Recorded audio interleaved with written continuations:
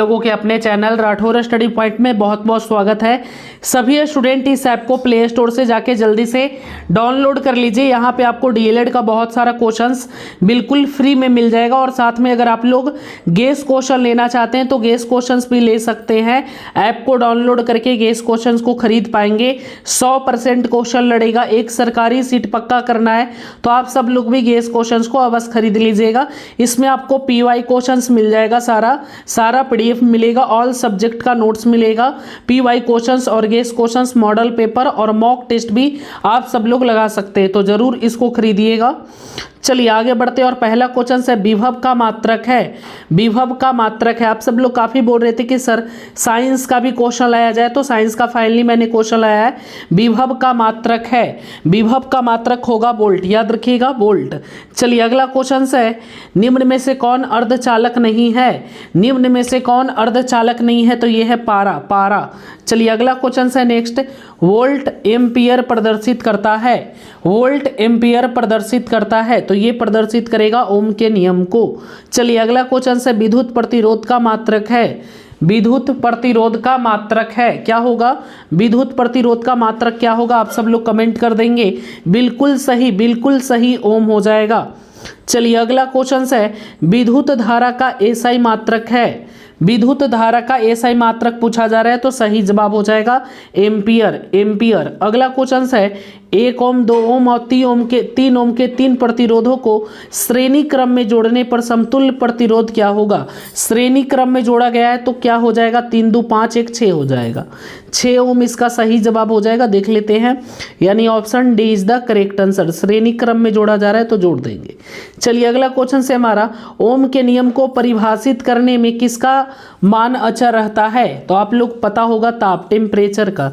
अगला क्वेश्चन से निम्नलिखित में से कौन सा पद विद्युत परिपथ में विद्युत शक्ति को निरूपित नहीं करता है? तो सही जवाब हो जाएगा आपका ऑप्शन बी IR स्क्वायर, ये पे हो जाएगा। चलिए नेक्स्ट, विभवांतर का एसआई मात्रक होता है। विभवांतर का एसआई मात्रक क्या होगा? जूल होगा, वाट होगा, एम्पियर होगा या वोल्ट होगा? बताइए क्या हो जाएगा? विभवांतर का एसआई मात्रक क्या हो जाएगा?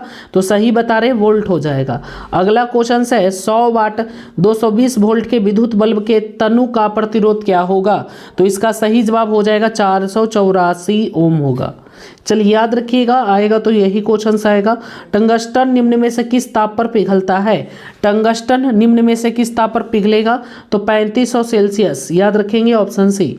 चलिए नेक्स्ट क्वेश्चन है विद्युत शक्ति का मात्रक है। विद्युत शक्ति का मात्रक है वाट, याद रखिएगा वाट।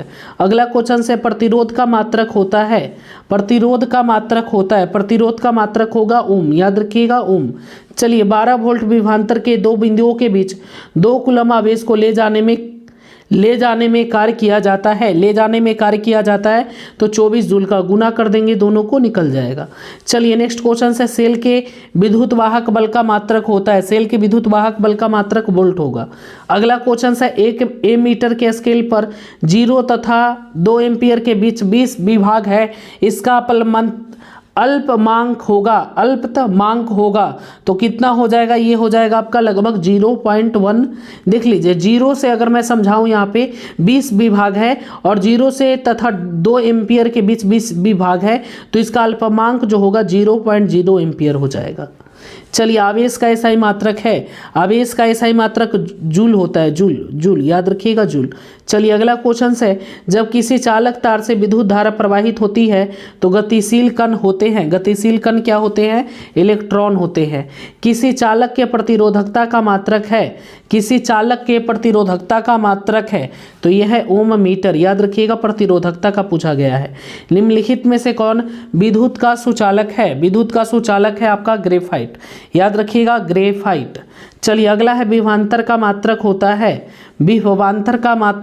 है तो क्या हो जाएगा? वोल्ट हो जाएगा विभवांतर का मात्रक। किसी बल्ब से 1 मिनट में 120 कूलम का आवेश प्रवाहित होता है तो प्रवाहित धारा का मान कितना होगा? प्रवाहित धारा का मान जो होगा वो 2 एम्पियर होगा। चलिए अगला क्वेश्चन है विद्युत बल्ब का तंतु किस धातु का बना होता है? विद्युत बल्ब का तंतु किस धातु का बना होता है? तो ये बना किस धातु का रहता है? टंगस्टन का। देख लेते आगे, ऑप्शन बी टंगस्टन।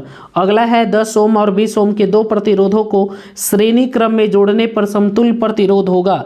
समतुल्य प्रतिरोध होगा 30 ओम। अगला क्वेश्चन है किसी बल्ब से 220 वोल्ट पर 2 एम्पीयर की धारा प्रवाहित होती है तो फिलामेंट का प्रतिरोध होगा।